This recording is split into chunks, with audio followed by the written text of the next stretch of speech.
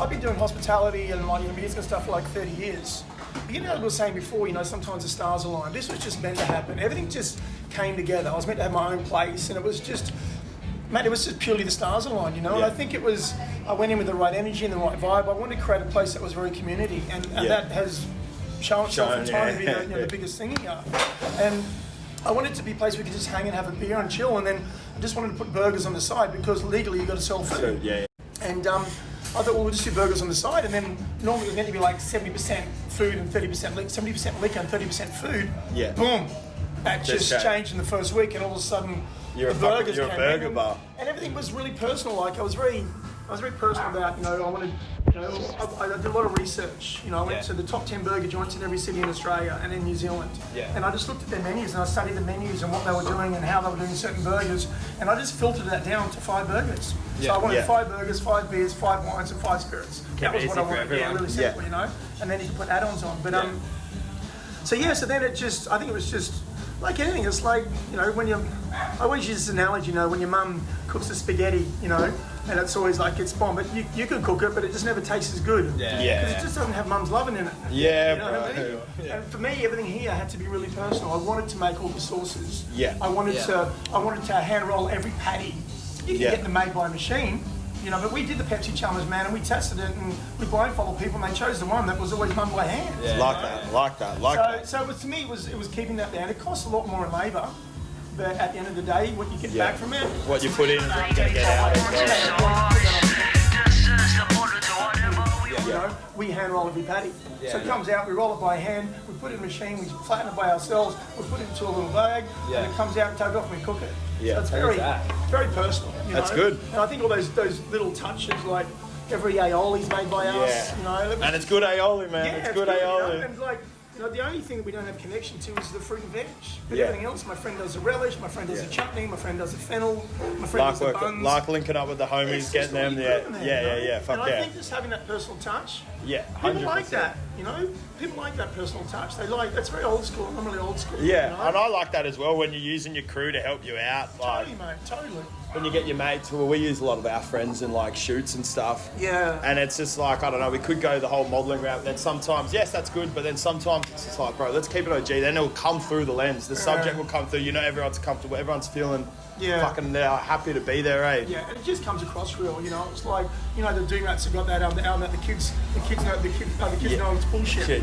Well, that comes from a conversation they had with some musician, and they were talking about music or something, and it was just like, just keep it real. The kids will know if it's bullshit. And they took that quote and named the album after it. 100%. And it's a good album as well. Yeah, fucking awesome love the Doonies, bro. Love the Doonies. So, but it's also making sure that, it had a real, like I did music for 12 years, promoting, touring, and managing bands. So I wanted to bring all the stuff you see here, is personal. Like that post is personal. There's a reason why that's there, and the reason why that's there, and like, everything's got a story. Well, I suppose that rolls us into our next question. Is like, you see all this shit around here and it's fucking hectic. Like, and I'm looking at like all my favourite bands, and they've already heard 2 Sticky Finger song, a Gang song. But you see all this memorabilia, and we were just like, so what's the story behind it all? Well, so what did you see? You used to be a tour manager. So I started a little company called The Filth. So I got told I had a good ear, which is great, and I told I could pick good bands. So I started doing my little rock shows, and they become more popular, and we started the Wednesdays at the Beach Road. And I'd find acts, and I'd hear them, and go, listen, come play my show. And then we treated the bands with absolute respect. We treated them like a rock star for the night. So the bands not only got a good place to play, and a busy place to play, but they were treated respectfully. And a lot of places when bands play, there's your stage, there's your rider, fuck off. We're here for the fucking main act. We need each other. It's a 50-50 deal. Without you, I'm fucked. And without me, you're fucked. So let's just meet in the middle and treat each other with absolute respect. How good that? And I was really big on giving them the best hospitality they could get. And bands that were worth more than what we could pay them would just play there because it's going to be a good time. It's going to be a fun night. 100. So a lot of the music got involved in here. So we named the burgers after all the bands were involved in and stuff. And I wanted it to be personal. All the stuff in here was in the garage. Yeah. Like everything. I was like, all the demos, like... It's so good. If you come down here, got to check it out.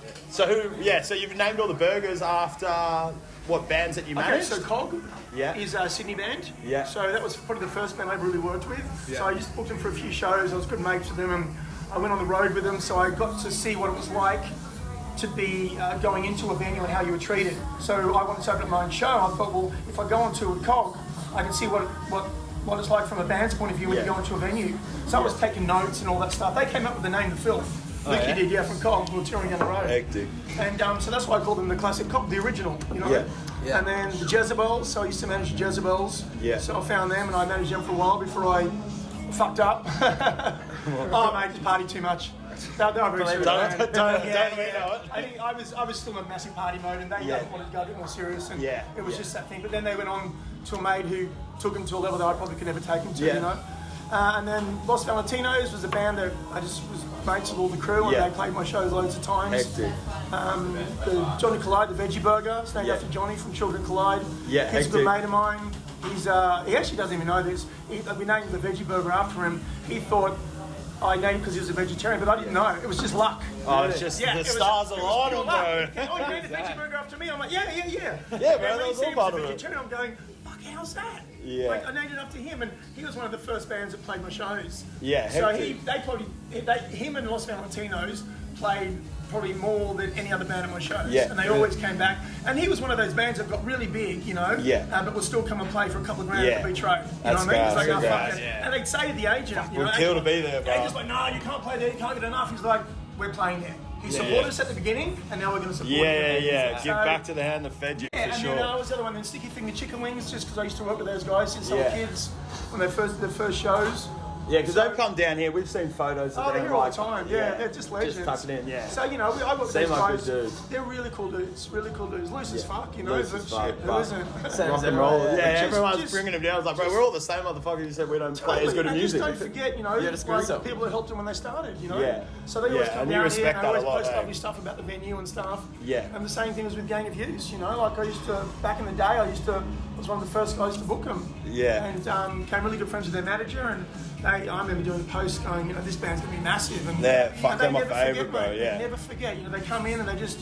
That's the reason. One of the reasons why that band does so well is because they're OG. They got really big about heart and stuff. Hey, they have not changed a fucking bit. They're exactly the same. Dave's absolute legend. Yeah. You know, so we've done a few things. We catered the manager's wedding, and we catered backstage at Emerald when they did their big run of shows. It's like I'm really close with those guys. It's just, I don't know, they're just. Yeah, I watched them play a pre-show in 2014 before Cloud Control.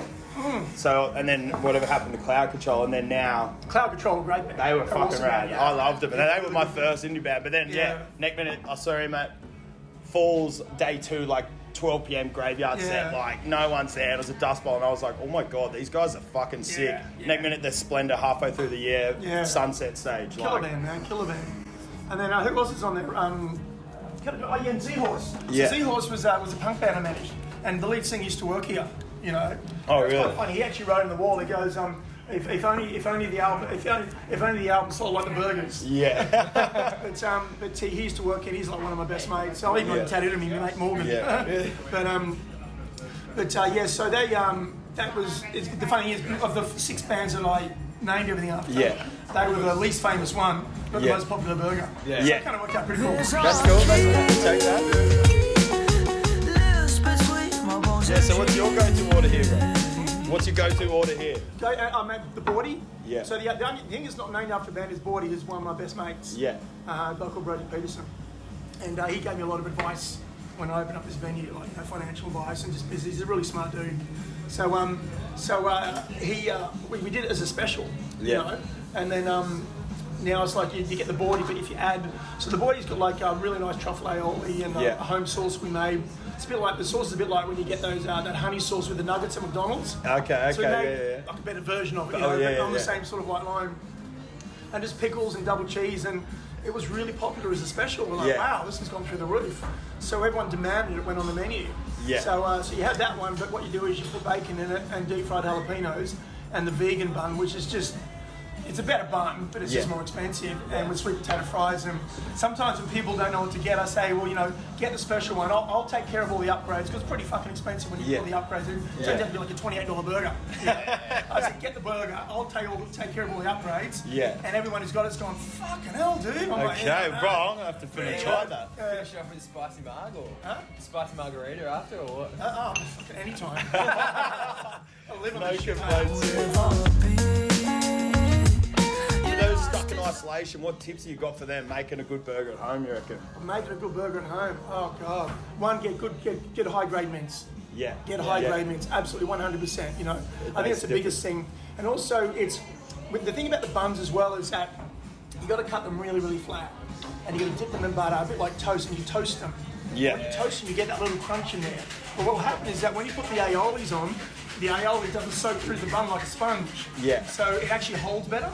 You know, but the thing about a patty, and I tell this to everyone, when you put a patty on the grill, just put your finger in the middle, put a little dip, and once that little thing in the middle fills up blood, you turn it. Okay. And then you put your cheese on, and when your cheese is melted, your burger's done. There you go. So, and it'll always come out perfect. The secret's out. I can't remember who told me that, but I was like, that sounds a bit fucking odd. Yeah. But I tried it, and every patty came out just above medium. I don't know,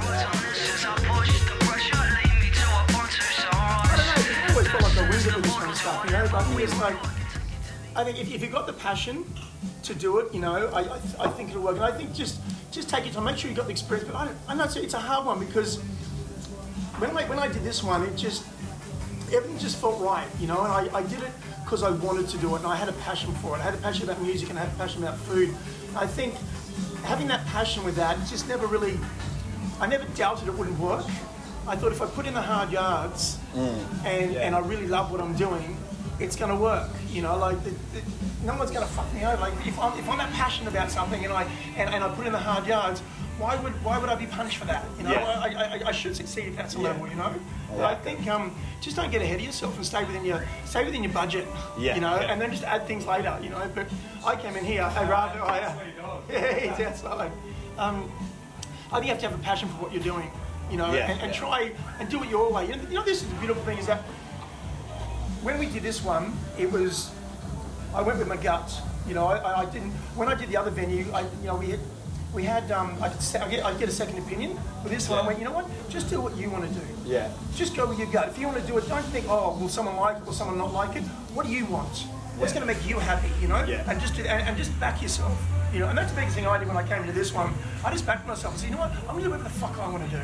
You know, like, I'm going to do everything that I believe is going to work. And because I did that, I had more confidence in my decision-making skills because I went with my gut.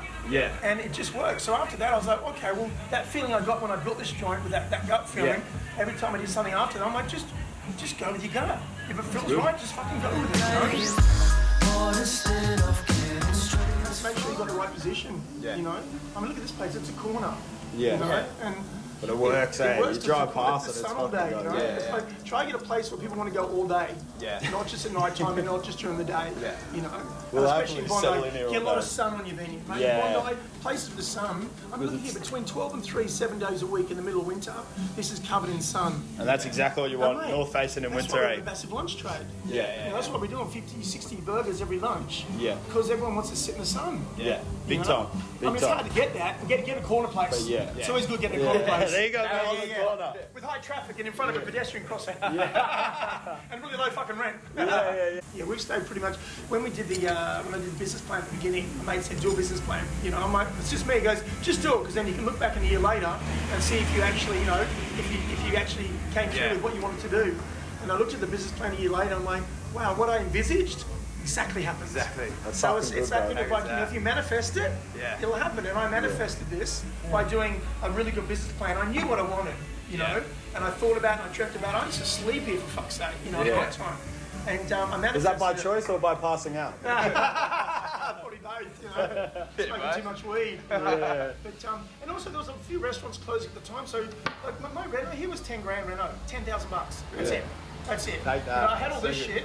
You know, all these tables and stuff, like restaurants were closing down. It was just poaching, I cannot tell you how much the stars aligned on this joint. It was like everyone was going, this needs to happen. And everything around me just came together. It was fucking freaky, man. Yeah. Really freaky. The relationship with Young Henrys and how that came about. Yeah. And just, yeah. Fucking Good woman. on you. Totally, You've done so man. well. Well, Yeah, cheers to freaking- that, mate. yeah. Cheers to the stars aligning. Cheers, Thanks for having us, To the Tony. stars. To the stars, baby.